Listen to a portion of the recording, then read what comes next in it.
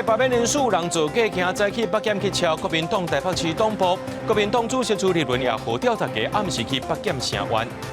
为了要防止渗透，行政院长杜英台指示检视公务员忠诚检测这个措施，未来依照着这接触的级别程度来办理查核。协助学生判断中国威胁国教院找专家讨论，因是建议亲像2500区国旗，爱用原本的课本，让学生了解真正面貌。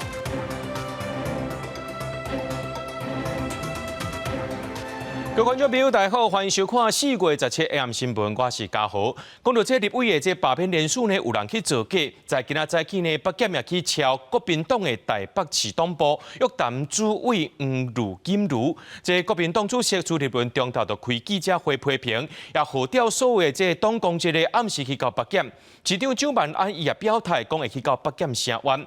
而且呢，目前是进到这大罢免的第2阶段人数咯。民进党立委辛碧荣也受到这恐吓的批示。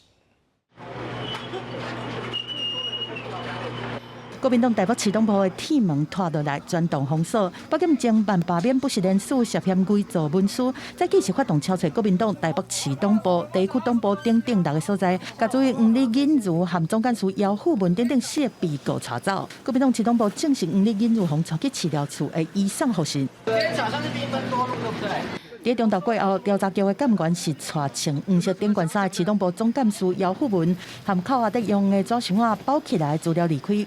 国民党主席朱立伦中昼嘛紧急召开记者会，大骂讲，今仔日是台湾民主上黑暗的一天，佮随下动员令，找所有的党公职今仔日暗时做伙伫北检见面。大约谈、大交保、大收押、大搜索，每一项大刀都砍向在野党，就是要毁掉。灭掉这些所有反对的声音，每一位民意代表，每一位党公职都站出来。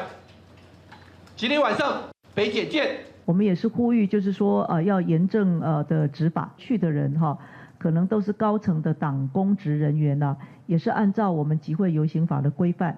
北检中心专栏拢搁伫积极调查，而且强调讲办这案绝对无意识的立场，请外界莫乌白去乱扰。国民党台北市党部洪超吹，台北市长周万安表态讲，暗时伊会去北检声援。台中市长卢秀燕嘛同款讲党话，好又讲拄好就好。我从政30年，这是国家司法机器滥用最严重的时候。我觉得国家这段时间司法滥用到了极致。我认为司法一定要公平公正，而且要有一致的标准，而且一定要符合比例原则，不要让外界觉得有半蓝不半绿的感觉。市长会去北院声援吗？我会去。即马大罢免已经来到第2阶段的人数，积极帮助罢团的民进党立委辛碧荣所去收到恐吓批，内容叫伊退出政坛，佮呛声讲要告死伊的厝内人。这个恐吓信呢，里面有附这个我老婆的照片上面写一个死然后呢，信里面也指出呢，如果我不辞去立委的话呢，我的女儿就会变成下一个小灯泡。对这民进党表达上严重的谴责，任何不法的威胁的行为，伫台湾民主法治的社会，拢袂当存在，嘛无应该发生。呼吁相关单位应该积极查办。记者综合报道。来关心咱的国军，讲到这空军的幻象2000战机，今早起呢，伫咧台中的青泉港基地，要执行这例行性的训练，说因为这机械出问题，落尾是无起飞。空军表示讲，南韩这战机是拢真平安，也等咧调查咯。而且讲到最近的这 IDF 战机伫咧偏误，也发生2战意外。有专家是认为讲，这含中国一直咧扰乱台湾，消磨咱的战机，也爱评估讲，当时会当甲这个幻象战机做一个淘汰。中共国在相关台海紧张情势，国防部17发布查到34台强机，其中有14台飞过海峡中线进入北部、中部，也有西南空域。国家共拦6只，共无准2只出海绕台。国军出动机舰、反地飞弹严密应处。国军3大战机之一幻象2000有优秀的抢关能力，有空前的优势，捍卫北部空防。目前有6台幻象移驻台中青泉港基地，17传出1台幻象发生机械各样放弃起飞。台中基地已架幻象战机，本日上午执行例行训练起飞时，因机械因素放弃起飞，人机均安。后续将依既定检修并查明原因，以为飞机妥善。空军讲已经展开调查甲检修较无反常的讨嫌率，只是战机临时取消起飞真奇怪。专家分析，无歹度甲强军加强扰台，国军陷入消磨战有关。空军针对反常是采取延长使用，毋是升级。即马任务正严，应该考虑减少飞行时速，并谨慎评估什么时阵态度反常。延寿的话呢，基本上来讲，它有一定它的使用时间的啊。比如说，好，你今天延个5年，那不是说这5年之内都不会保证不会坏掉，不是哦，可能要规划这些飞行员转换训练啊，比如说以后等幻象航线都已经处理之后，这些飞行员他还可以做其他的飞行员的飞行嘛尤其是 F-16。但是国军的 IDF 建国号一礼拜内发生2架意外，车闸先是轮胎无风，伫跑道停机，16个发生动压故障，致使机场关跑道，影响民航作业。IDF 问世以来呢，轮刹系统的异常、冲出跑道头、爆胎的意外，可能是我们空军现役机种当中最多的一款哈。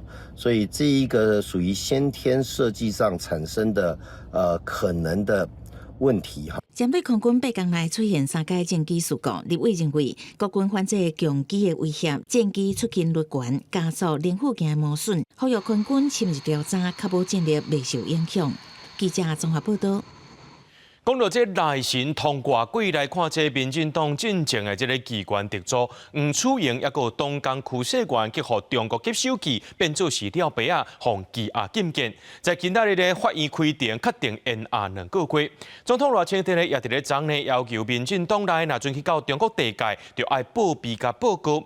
咱那行政院长杜永泰在今仔日要指示，讲2礼拜内呢，要检视公务员中层查核措施，研究强化方案。未来是依照着接触机密的程度来办理查核。伫反正车行落来，这个挂喙烟，规头拢是白头鬃的，都是民进党新北市议员李宜典的前特助黄楚莹。伊和民进党民主学院的前副主任区社员，拢因为涉入中国间谍案互羁押。特别晚2个月，检察官申请延押，17台北地院提审开庭。总统怎么看共谍案在党要无招卸负政治责任？各管会秘书长吴钊燮伫做外交部长的时阵，任内的幕僚何仁杰，和赖清德做副总统的时阵的基友吴尚武，拢涉嫌交付公务机密予中国。互羁押禁见，面对伊伫传出中国间谍案，兼民进党主席的赖总统提出包括党公职去中港爱报备等3个做法。行政院长杜永泰嘛，只是政委马英成2礼拜来检视公务员中层查核措施研议强化方案。我们要去检视如何去落实他进来的时候，那我们是不是要每一年来 review， 还是用怎样的方式？这个就是未来我们要精进的地方。涉及国家安全或重大利益公务人员，不是扩及打击面没有那么大，就是只是落实现有的机制，然后呢，这个救济的管道然后呢，应有的程序保障都一定是存在着的不是一个漫无止境，然后呢随便这个为考核的一个制度。行政院表示讲，未来可能会以接触机密的程度来做检讨的方向，嘛思考讲，敢要加入到资料后定期还是无定期的查核。记者综合报道。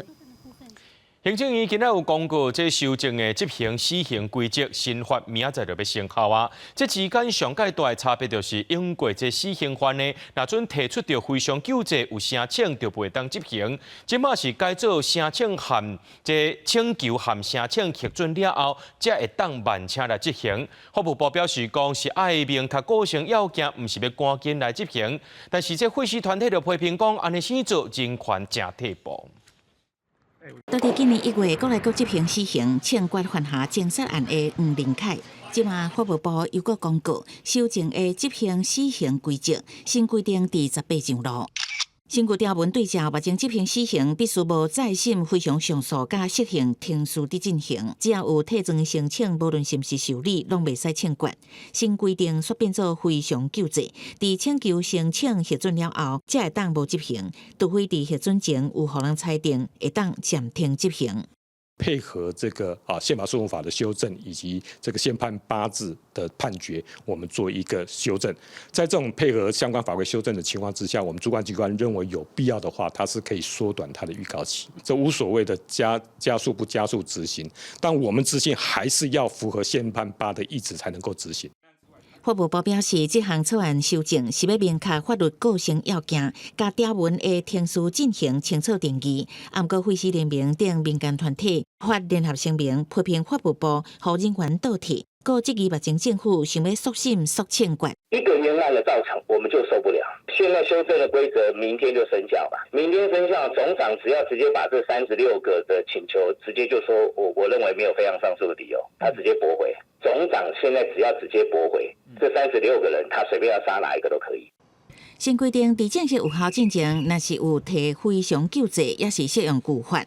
毋过，民团烦恼，若是即届相关救济互人好管，死刑犯将来恐惊随时会互人执行。伫死刑释宪判决了后，目前36个死刑犯拢已经请求检察总长提起非常上诉，毋过结果也未公布，等由最高检伫审查。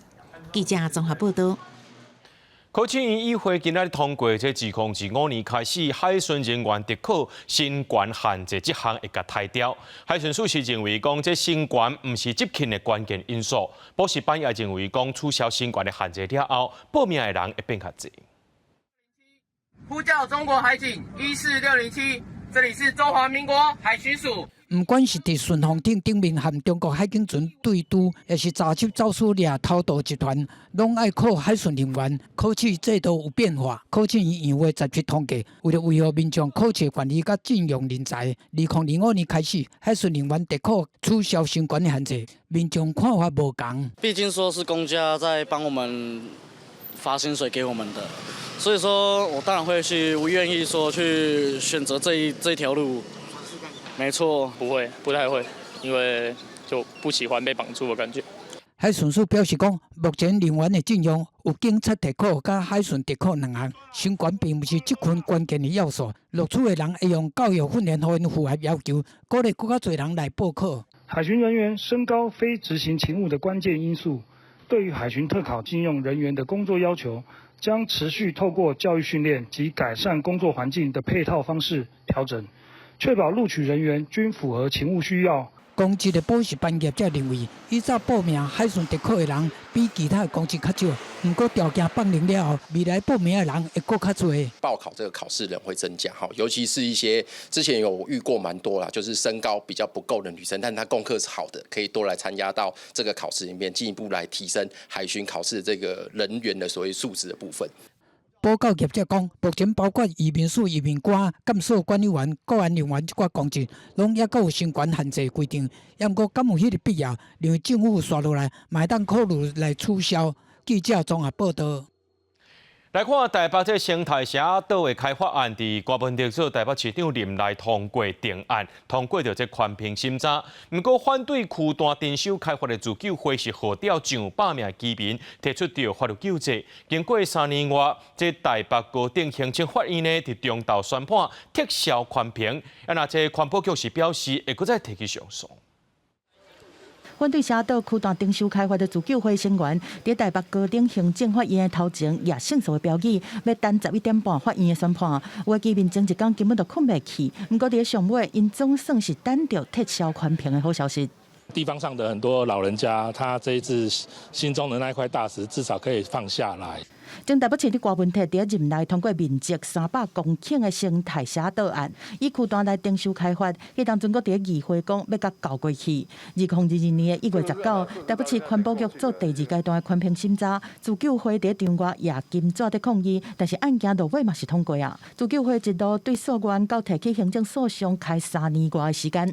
谢谢司法还我们公平正义，呼吁蒋万市长不要再提起上诉了，赶快把生态市的案撤销。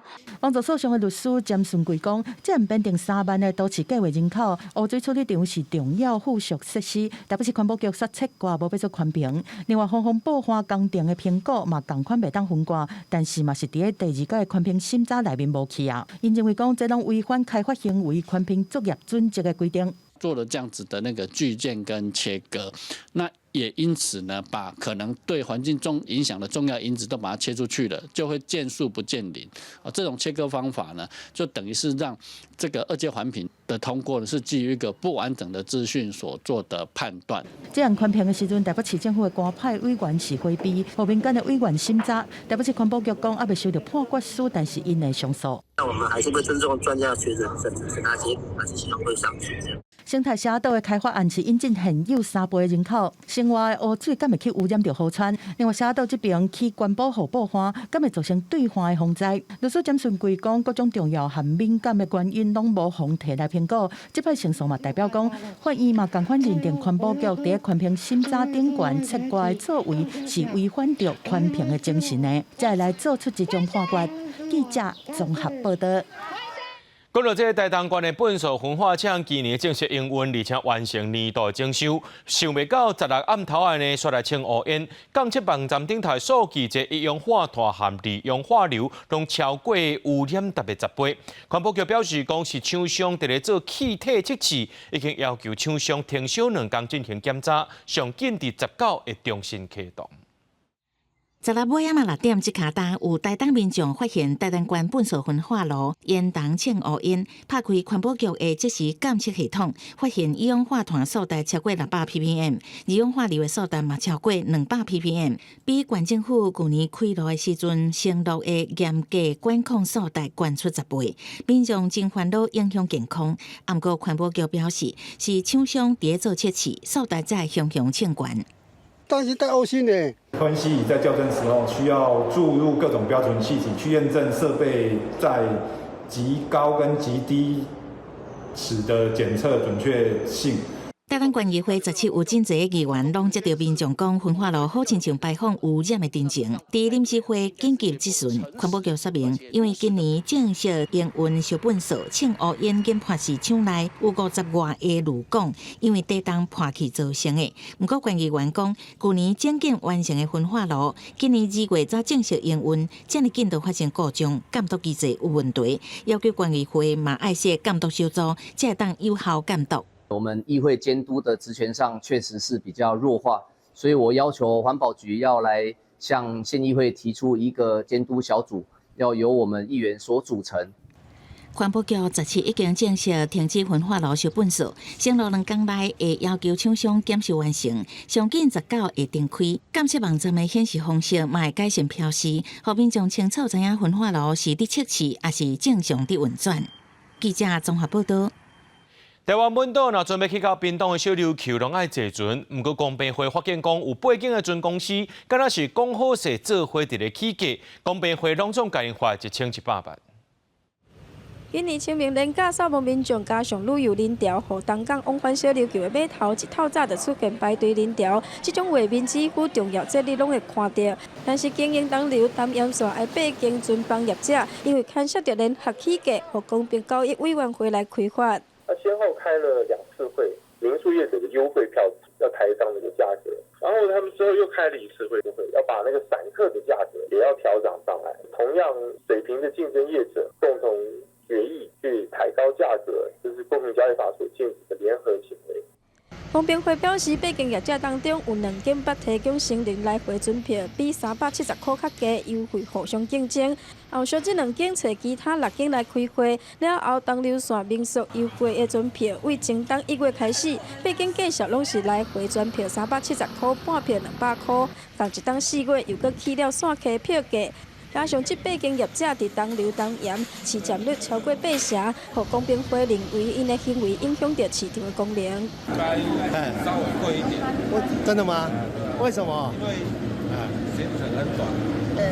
来回全票这样450，但是老板也蛮佛心，有帮我们折扣20块，所以我们是430这样。暂时来到东港码头，逢开发的业者转票来回票价确实拢是450块，只是面对这个逢开发，总公司拢表示暂时不爱回应。公司新闻王刘婷丹、汉坤屏东报道。来看台中有一个诈骗集团和一个技校士斗空，甲这银行申请21个人头公司口座，这哄骗的投资者呢，就甲钱汇来到这。初步清查有10多人去哄骗，大部分拢是退休的民众。这诈骗的金额加起来有1亿5000万。警方入去这间透天厝，抓到诈骗集团姓陈的主嫌。来，卖引导，警察出来。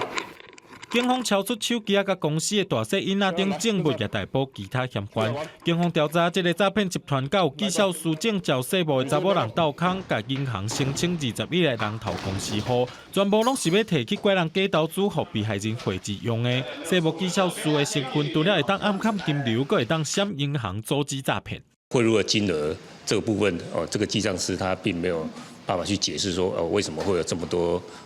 不相关的人士汇款到他的那个所深设的那个公司行号的那个账户内，这样他认为他广设公司行号是一个正常的商业行为这样子。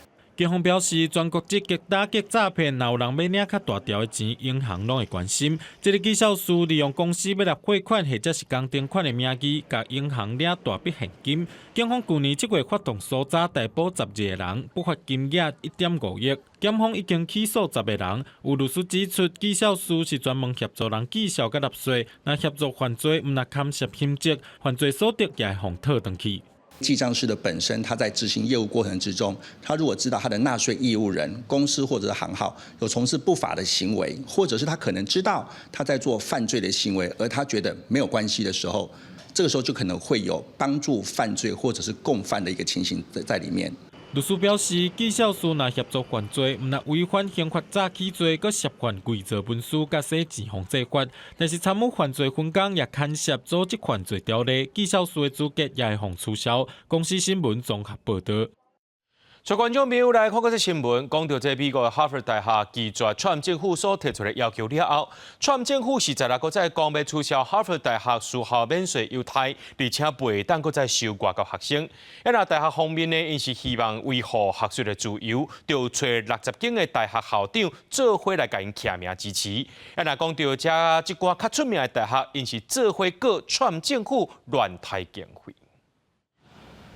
取消22亿美金联邦补助款，6000万美金合约金，拢无法度互哈佛大学接受联邦教育部所提出的改革要求了后，川普15伫家己的社群媒体答文，表示若是哈佛继续推动政治意识形态煽动甲支持恐怖分子的疾病，无定就应该取消哈佛的免税债务，以政治实体来扣税。国土安全部部长诺姆隔天宣布，若是哈佛无伫4月30进前交出外国学生签证持有者非法甲暴力活动的记录，安尼就会失去招收外国学生的资格，并取消2笔总额超过270万美金的拨款。哈佛是透过声明指出，会继续依法做代志，也毋望政府也会当安尼做。若是联邦政府要对哈佛这个大家庭的任何成员采取行动，希望是具有明确的证据。依照法律的程序，并尊重宪法和所有人的权利。All students here are incredibly proud right now that Harvard is standing up for academic integrity, that it's standing up for free speech, and we just hope that Harvard is gonna continue to stand up against any pressure from the Trump administration. 哈佛是美国上早、资产嘛上济的私营教育机构，敢若所收的捐赠款就有530亿美金。比一寡小型国家国内生产物价更较悬。哈佛伊是有本钱抵抗这场风暴，不过问题是会当当偌久，因为这项的捐赠拢有指定的内容，袂当黑白变更。哈佛的营运经费以2024年做例是64亿美金，其中1/3是捐赠款项，1/6是联邦政府。这部分的钱大部分开伫对全美国有益的研究，像讲生物医学。为了补这个债务亏额，哈佛已经开始向华尔街借7亿5千万美金。One of the very big results of this $2.2 billion freeze is an immediate impact on all of our hospitals. We have 11 hospitals affiliated with Harvard all around Boston, and they do absolutely fundamental research on every disease you can think of, from cancer to tuberculosis to Alzheimer's, etc. So 另外一方面，哈佛保护师生维护学术自由的努力，也得到全美国60间大学校长的联名支持。普林斯顿、麻省理工、伊利诺、康奈尔等真侪间名校，甲哈佛以联名诉讼的方式，向麻省联邦法院控告川普政府删减联邦经费的做法。公司新闻王慧文编译。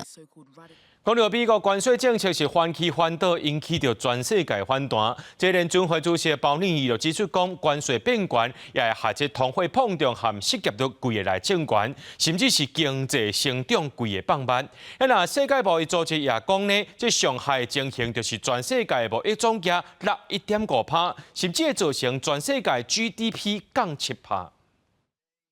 对着川普的关税政策冲击经济，美国联准会主席鲍尔伫10月头一解出声，伊讲关税真有可能致使通膨甲失业率同时阵增加，经济成长变慢，和整体经济更加偏离目标。Unemployment is likely to go up as the economy slows in all likelihood, and inflation is likely to go up as tariffs find their way, and some part of those tariffs come to be paid by the public. 若外界关心的调降利息，鲍尔表示讲，目前国爱收集更加侪经济数据，等局势较明朗，再会考虑调降基准利率。伊讲，目前政治还有真大的无确定性，袂使讲会影响到啥物。也毋过整体来讲，一定为市场运作真好，符合有机的规律。上一日，世界贸易组织 WTO 是警告讲，美国这一波关税带来冲击，可能致使全球商品贸易总量减0.2%。比去年有这个3%差真多，若是佫考虑了报复性关税甲其他无确定性，上歹的状况就是有可能减到1.5%。Our estimates suggest that global real GDP would be lowered by nearly 7% in the long term. This is quite significant. WTO 秘书长嘛表达伊对中美经济脱钩的忧虑，估计这两大经济体的货物贸易量会因为关税前来减81%，若是全球的经济沿着地缘政治路线分做两个阵营，影响会真严重。全球 GDP 嘛会受灾殃，长期看来会降7%。若国际地烦恼，美国国内嘛出现反对的声音。加州州长纽森提出诉讼，控告联邦政府针对外国加扣关税并无合法，因为川普政府引用国际紧急经济权立法来实施关税。不过，这个法律敢若温存组织交易来进行，无授权总统扣关税。纽森讲，川普政府无理路、无计划，伤匆忙。We have got to rebuild trust. 80 years of economic dominance. In just a matter of weeks, being unwound by this kind of recklessness. 加州是美国经济规模上大的州，嘛是美国进口量上大的州，贡献全国14%的 GDP。纽森主张讲，加州承受关税政策上侪效果，有计产生数十亿美金的损失。不过对着加州提起诉讼，法务回应讲，纽森州长应该专心处理州内犯罪甲物价这问题，无应该想要来阻挡川普总统减少贸易赤字的拍拼。公视新闻由派准编译。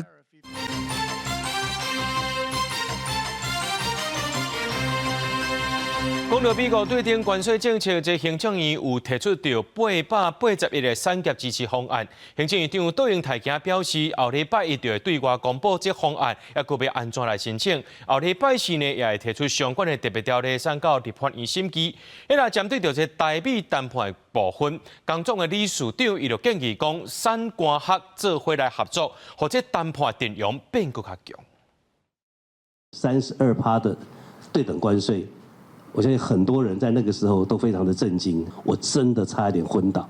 伊家己表示讲，伊听到美国总统川普对台湾是提出32%关税时阵的冲击。行政院长杜英泰参加全国工总会员代表大会，向规场产业界的头家讲，政府的880亿支持方案，当持续纳入业界意见，暗算日会对外公布，后边会推出相关特别条例和预算。我们会在下礼拜一来对外宣布所有支持方案里面的内容的程序如何申请，时程如何订定，而且下礼拜4的行政院院会，我们会提出一个更完整的特别条例，我们希望用特别条例涵盖现在所有国家应该注意到的问题。我们会观察这样细则出来之后，怎么样去让我们申请用在对的地方。做电动水产出口的业者是期待支持方案会当对症落药。受到邀请来发表演讲的鸿海董事长刘永伟讲，关税对公司一定有影响，但是因为鸿海提早布局，受到的影响相对较小。在这个影响下面，鸿海在相关的布局已经在这个4、5年前就展开了。面对台美的谈判，工总的理事长潘俊营是当面向倒英台建议讲，工业界有真侪优秀谈判人才，三官合应该做伙合作来强化谈判阵容。川普是商人，我们要找一些商人来配合，像乾隆华，这个是在国际上也投资很多，他跟共产党都可以谈判的。川普他应该也不成问题。倒英台回应讲，台湾和美国排在第一波的谈判行列内面，目前重点讨论排除非关税贸易障碍、和出口管制、反倾销和违规转运，嘛随时向产业界来请教。另外，外界关心讲，因应美国对顶关税，咱这边敢会做伙来调降汽车的关税和货物税的税率？财政部讲，关税调降是涉及国内相关产业政策和发展，爱和经济部同步考虑。记者综合报道。讲到美国的这对顶关税，即嘛是翻起翻倒，为着要让咱的国内企业一个民众有更较长的时间来应用。今年5月报税时间延长1个月到6月30。财政部表示讲，这综合所得税甲营利事业所得税报税纳税时间本底是5月初1到31，即嘛是要延长到6月30。那退税时间是袂去影响到，伫咧6月30进前申报，头一批退税时间共款是7月31。教育部长陈英耀进前讲过，伫咧今年休乱进前呢，咧面写判断中国威胁，抑个国际情势教材，亲像去年呢，这欧洲议会就捌谴责中国乱解说联合国第2500号决议文，来扭曲着台湾的主权，排斥台湾参与国际行动。那国教院呢，就针对着这款的情形，召集专家学者，抑个教科书的出版业者来开会，建议未来这课本内面的历史上这寡重要的国际国旗、合约等等呢，就要用英语的原文来呈现，挺好帮助学生囡仔了解到历史的原貌。去年10月，欧洲议会捌谴责中国不当解说，利用联合国第2500号决议文来排斥台湾参与国际。延续这个议题，就有专家学者建议咱国的教科书要写好清楚。国家教育研究院在4月10日有招专家学者甲出版社来开会，建议在各中高中的课本内底，即个历史上重要的国际国旗、合约等等，应该要呈现英语原文和中文，帮助学生了解历史的原貌。中国一直引用这个联合国第2758号决议文说，中华人民共和国取得了这个中华民国的代表在联合国的代表权，在文件中并未提起中华民国或台湾。如果孩子能看到真实的历史文件，那么再让老师跟学生去进行多元的思辨跟探讨，我觉得这个过程是可以回复到原貌。那是2500号决议文，也有开路宣言。国教院嘛建议课本要加补充后续的旧金山合约，也有中日合约等等，完整说明战后日本放弃对台湾的一切权利。有历史学者表示肯定，认为课本应当伫历史真相的基础顶悬，让学生对历史有清楚佮完整的脉络，安尼对台湾的历史和咱的国际处境，才会有愈侪思考佮讨论。喺教育立场，就是要尊重历史的事实，所以。大家咱解释无共款，但你总是爱针对重要的历史的史料的内容来介绍学生知影。我相信历史的事实，就是徛咧台湾主体性这边。国教院表示，这个会议的内容虽然是建议性质，不过会议中三方都有高度的共识。这届开会来讨论教科书的编辑原则，嘛是希望让学生通学会晓对历史甲资讯的阅读甲判断思考，通对得到社会的脉动，嘛希望未来通减少外界对历史的误解。记者卢尚如、郑俊佑台北报道。真侪人去到日本拢会买 EVE 这种止痛药啊，不过这个品牌药啊呢，4月开始去互韩国的做是关节药品禁止早入境，是因为 EVE 内面有一种成分，将有可能会伤害咱人的神经系统。那韩国、咱台湾也无开放进口。日本这种 EVE 止痛药啊，是未少到人去日本旅游的时阵会买当台湾的药品，知名度是真悬。不过南韩为4月开始将 EVE 列为管制药品，禁止民众早入境。只有听说过很有用而已，不舒服会去看医生这样子。如果他真的是有偏头痛的那个状况的话，那他吃长久是没有效果的。根据了解，目前有6种止痛药啊，拢互南韩依照《药类管理法》列为管制药品，包含 EVE、A 等6款的药品，内底拢含有丙烯乙丙乙酸鸟的成分。EVE 止痛药内底的丙烯乙丙乙酸鸟成分是一种抗精神性的药物，会影响人体中枢神经系统，有高度依赖性甲调调的特性。无奈南韩列管，台湾也无开放进口。为什么台湾不进口？台湾的食药署是保障民众的一个用药安全，还有包含有一个露露，它里面有那个2氢口袋印，它也是有成瘾性，所以很多人去日本啊，就买了一堆这种止痛药、感冒药，其实有时候反而吃了对身体不好。它里面是复方的药，有多种成分，有人吃了它后会有一些轻微的镇定作用，然后有人吃了它后也可能会有血小板低下。药师指出，女性痛经的时阵，有人会食 EVE 来止痛，不过因为成分的关系，反倒倒来会互肠胃无舒适，明白这个症状。医师呼吁，若民众身体无舒适，千万唔通黑白买清药啊，这样确保用药安全。公视新闻采访报道。咱无法度决定生命的长度，毋过会当决定生命的宽度。这就台湾文教基金会伫咧1997年创立，28年来找找81个国家481个生命证书，颁发着全球热爱的生命奖。今年拢总有25位的生命证书得奖。这基金会也邀请其中2位来分享因的生命经验。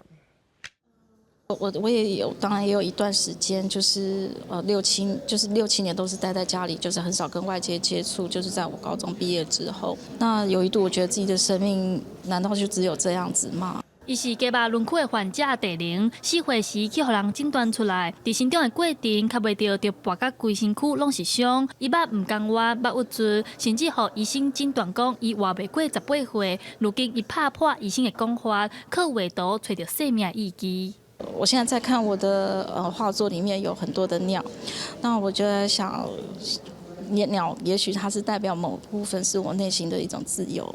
伊是今年九台湾基金会全球热爱生命奖的得主。基金会伫咧1997年成立以来，逐冬拢会伫咧全世界找生命证书，已经表扬81个国家、481个全球热爱生命得奖人。基金会希望透过表扬，鼓励大家热爱生命。今年的25位的全球热爱生命奖的得主，我们今天就先颁发2位。那其他的人，他们大概有18个国家的人，他们9月19号会进到台湾。伫台顶一直牵妈妈的手，黏伫妈妈的身躯边的吴成友，伊同款是即届生命证书的得主。自细汉就透过画图表现出家己心内的想法。未来因2个画图也会伫咧中正纪念堂做展览，希望感染更较侪人。记者陈阿选柯敏哲台北报道。为了要鼓励独居的时段加出门行踏，中华有民间公益团体连续9年办爱心捐游会，除了要募这服务经费，也要让时段有机会摆大世界，提升经济关系。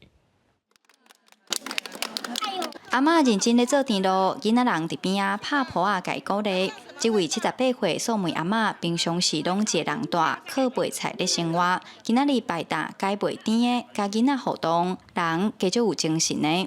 也卖菜，啊今仔日咧？今仔日卖布丁，出来行行咧，较好啦。甲囡仔食好。丰德老人福利基金会中华服务处目前服务将近950位独居加6岁长辈。基金会表示，独居长辈真少有机会甲外界互动，久来会影响心情。因9年前开始举办爱心园游会，除了要募集服务经费，嘛会当互独居时代出门行踏。今年阁特别邀请囡仔兄、囡仔姊来摆搭，增加老幼共用的机会。不管是独居弱势的长者人数，其实也是年年的增长。像我们自己弘道服务的长辈的话，我们现在每年也是持续的攀升当中。今年举办5月3号的市集活动，就是希望可以邀请更多独居的长辈，他平常不要只有在家里面。其实阮伫服务的这几年来，阮嘛发现阿公阿嬷其实因有足侪一寡咱生理退化一寡问题，比如讲较动听、哑口退化的部分，这也是我们目前这些年在关注的一个部分。根据内政部到3月底统计，台湾65岁以上的时段将近460万人，其中毒鸡中辈大概占15%。基金会表示，毒鸡的时段发生意外、患病等等的风险拢真悬，毋望众人加关心身躯边的时段，互长辈感受到社会支持，同齐营造高龄友善的环境。记者杨淑晴综合报道。来看高雄南仔溪因的男子新路是学生上下课爱行的路，这段路呢无人行道，有影是真危险。市政府本地有想要规划飘线型的人行道，所以因为其中一站呢是这私人土地，机关也希望这市政府爱赶紧来改善。学生囡仔行伫路里，因为我过这只车，煞车佫是另外一只车的车后道，我的走闪回转车行路闪来弯去，大人嘛相像，这是高雄男子区男子新路的日常。两边来车在行进的时候，我们人又是在靠边走的情况下，边边又有车，所以我们人根本没有地方可以行走，所以我们就是要去闪那个车子。专门的人行道对你们来说会不会比较好？应该会，就可以让一些车不要停得太过于里面。当地本来要设单车标线型人行道，因部分路段是私人的，会看毛只好刷去。如果说你没有动到它的道路形态的话，我们不用征收它，我们就可以继续做使用。如果确认是属继承道路，那交通局将启动后续的标线型人行道改善作业。整个配套都要出来，整个设施都才不会造成民怨啊。林武区北关高速通合步道瓦群社区的周边道路，去年10月进前嘛是同款。迄阵家长甲学生囡仔爱行伫车顶边啊，经过努力了，成功改善。有一些措施，它可以透过学校家长会去跟社区沟通。那毕竟是给小朋友一条安全回家的路，所以大家如果体认到这件事情，都会愿意做一些改变。协会讲，有一寡飘线型的人行道会借着私人的土地的外围空间，比如讲停车场、店头的外面。建议使调地质图来做个案的研判，但是好好沟通，私有地也是有可能变做公众的使用，安定较开放民众来通行的概念同款。记者综合报道。因为囝生少的关系，高雄114学年度有42间国小，新生报到人数无90个人，其中有3间学校才1个尔。教育局表示讲，这市政府袂用人数最少来做合并的标准。不过学生无到40人的学校呢，就要提出改善计划。真侪偏乡而且真细间的学校，因是拍拼伫咧办特色教育，要甲学生囡仔留落来。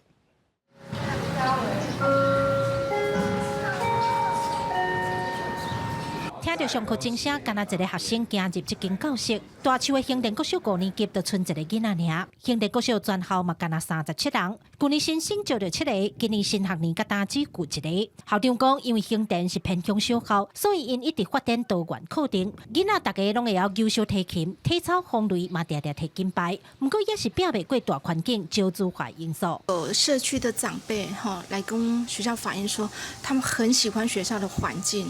或者是有一些爸爸妈妈来看过我们学校的简介以后，他也很喜欢我们学校提供的这么多元的学习的方案。可是呢，大家共同的原因大概就是交通。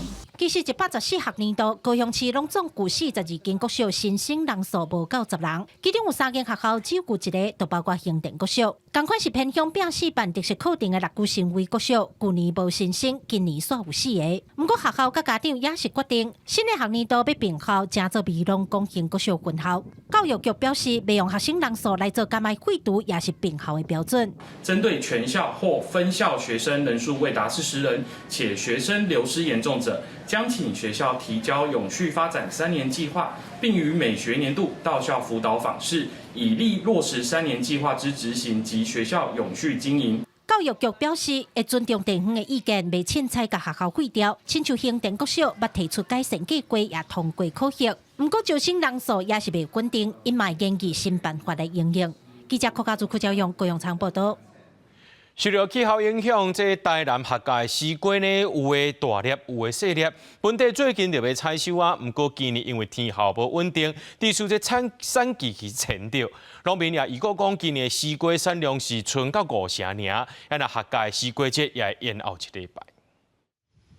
踮客家四季园伫北江溪土质带咸粉种出来的红肉大丝瓜，把水甜度阁悬，逐当拢真抢吃。不过农民讲今年歹年冬，丝瓜丛所生的果有的大粒，有的细粒，甚至阁出现烂果。主要因为天气一日啊寒，一日啊热，佮加上雨水多，地势影响开花授粉参果粒的成长。树了剩1颗2颗，每株树到剩1颗啊，小的就下次再采。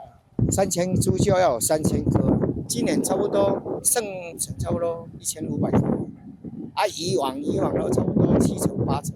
照理讲，丝瓜伫年初种落，4月准备通采收。不过今年煞延2礼拜左右，大半讲虽然市面上也有丝瓜，数量无像因过遐尔济。不过今年果肉品质好，消费者食了会掉喙。目前批发价一台斤25至30块，比去年加1倍。大盘有可能伫咧20块、22块左右啊。园底暂时无落价，因为产量低，无够量通去外销外销。OK， 安尼个影响到人来买这个意愿。介绍会参考，不过品质好吼，像即马丝瓜，咱台南花生大果好食，照讲有卖出9成，拢会转来去买。天气一日热，真侪人会买冰来透心凉。冰条业者指出，今年无论是草莓、山野，也是丝瓜，拢受到气候影响，嘛痛着因冰品上市的时间。去年大概同期大概是清明节左右就可以供应，大概是往后大概4月中旬，就是草莓季结束之后会接西瓜冰。对，4月中旬至5月中旬。初的时候就会推出西瓜冰这样子。因为气候异常，高算丝瓜产量剩5成，烧卖价少嘛加减影响到农民烦恼收成少，无靠本；大头嘛烦恼价少起过头，消费者会唔加买。记者苏台南采访报道。伫咧嘉义市有一栋日本时代起的这嘉义电信局，中正大学配合在地文书研究单位，伫咧高中开人文社会行读课程，带学生到现场了解迄当时阵的这嘉义电信传播发展一个历史。配合手头的资料，文书研究人员伫电信局头前，向学生来分享嘉义地区伫1930年的时阵，迄当阵使用电话的原因甲产业。上课老师讲。嘉义伫日本时代是电信传播发展一个真先进的所在。只有3个地方有设立像这样子的电信局，那嘉义就是在第3个，所以它就是有一定的独特性。高雄，还有台北，还有嘉义，但日本时代敢有这个3个所在，内底有这个自动交换的电话的机械。为着要了解日本时代电信局、邮便局甲电影戏院对社会电信传播的影响。中正大学委托嘉义文书团队开办课程，带学生用行读的方式，唔但看为日本时代保留到当的建筑物，嘛来入捌嘉义地区传播发展的历史。这个街区是一个咱咧讲用电来去传讯息，一个非常完整的所在，所以就想要把这个街区作为咱这边学校导览的一个主要的所在。有这种课程来传来到遮，看遮的物件。对因来讲是有足大的帮助啦，对地方的了解，这是一个足好的方式。上课学生表示，进前经过这附近，都唔捌注意过这个建筑物背后的故事。老师讲，这个行读的课程，唔但提供课本内底读袂到的知识，嘛让学生有机会对家己成长的故乡有更较深的认捌。记者林慧婷，嘉义报道。新北市新庄自由宫是市定古迹，有300多年的历史啊。最近呢，这财政局伫咧隔壁做这公办途径的施工，想袂到做到到地，这海庙壁出现壁损。马祖表示讲，一直向相关单位汇报，也等待这结果工程结束，会请第三方单位来鉴定，也和文化局讨论着修复计划。庙内底壁倒、壁一船等，除了壁倒，会当看到庙内涂骹也真侪所在裂开。这间新北市新庄的自由宫边啊，拄好咧做新北市财政局新庄庙街公办途径的工程。怀疑地基落落，才会致使自由宫的壁倒、墙围、涂骹有几来叶拢被开损害。伫屋的中间吼，因为你屋地啊、设也好啦吼，你起的中间也好吼，总一直震动嘛吼，致使于咱本宫吼。总有去损害到吼，比如讲地面啦，迄个墙壁啦，个拱门啦，吼。庙方表示，新北自由宫是市定古迹，已经有339年的历史啊，是新庄当地重要的信仰中心。伫庙的边仔，通看到杜敬庵的大楼又搁咧起。这个杜敬庵是全国头一个结合历史保存的公办杜敬庵，对111年5月开工，预估明年的完工。新北市财政局表示，去年庙内宫门出现壁痕，已经请相关单位紧急修复。也若文化局也有请文资委员会刊规定，建设公司要定期记录损害状况。新增的裂痕及各项损坏，应加装后更换监测设备，以确认有无加速损坏之疑虑。每月向持有公提送监测报告加以说明，使庙方明了现况，庙方便可随时向实施者反映建物现况。届时建设公司也有来家倒背检测器，逐礼拜会来检2届，看壁损敢有扩大，若有危险性会随处理。等2个月后，结果体工程完成了后，会请第三方单位来办理所有壁损的鉴定，向文化局汇报，后续讨论修复计划。新北市政府也会请建设公司负专职负担所有修复的费用。记者张家嘅小桂林新北报道。2015年威尼斯建筑双年展5月初10起过，台湾计共有13组作品参加展览。这届台湾馆的主题是无信仰飘动世界的台湾智慧。这特展团队希望透过建筑作品展示台湾面对威胁甲无确定性，咱的台湾人是安怎展现论述的？这道光明顶壁正面是旧摆的妈祖神尊，后壁是一片一片的晶片，远远看，阁会当看出来台湾的形。这是5月份要去意大利威尼斯建筑展，放伫台湾馆要展出的作品之一。这届伫台湾馆的主题叫做无信仰飘动世界台湾智慧。文化部伫咧出发进前举办记者会，文化部表示，威尼斯建筑双年展是台湾重要的国际交流平台，希望透过建筑模型向世界传达台湾是一个什么款的国家，咱面对的困境是什么，咱台湾的信仰又是什么。这一次的这个展览主题，其实它刚好可以把我们此时此刻的一些心境去做一个表达。邻居对我们有很大的一个压力，可是像最近的这个关税事件，你会发现我们压力真的也不止，它无所不在。这点人表示，无论是地动，也是中国的军事恐吓，台湾人对未来充满无确定性。但是，咱透过人工智慧来建立国际地位，台积电互人形容是台湾的护国神山，也加做台湾人的另外一款信仰。但是，经济开发若收过头，就伤害地球，造成全球暖化、气候变迁，互咱伫咧信仰和无信仰之间来来回回。目前从疫情开始，台积电的晶片变成一个筹码。甚至变成我们的护国神山，但是这个台积电的这样的信仰之下，其实它对我们台湾的实质的空间环境也带来了非常多剧烈的影响。2025年威尼斯建筑双年展5月初10起过，台湾计共有13组的作品参加展览。这点人希望透过这作品呈现台湾人长期面对社会无确定性所培养出来心理韧性。记者陈阿选柯敏哲台北报道。带观众朋友做伙来看明仔载天气。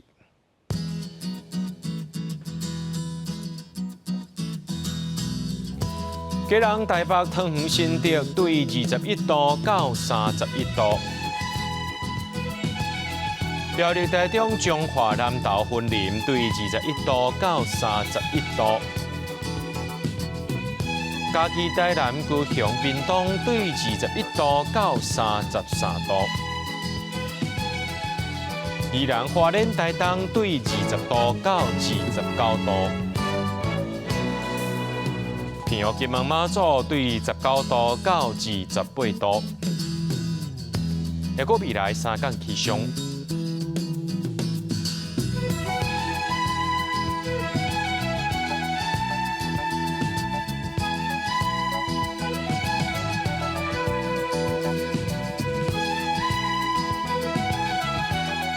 新闻最后，感谢各位观众朋友收看今日AM新闻，我是嘉豪，明仔载暗时7点咱再相会。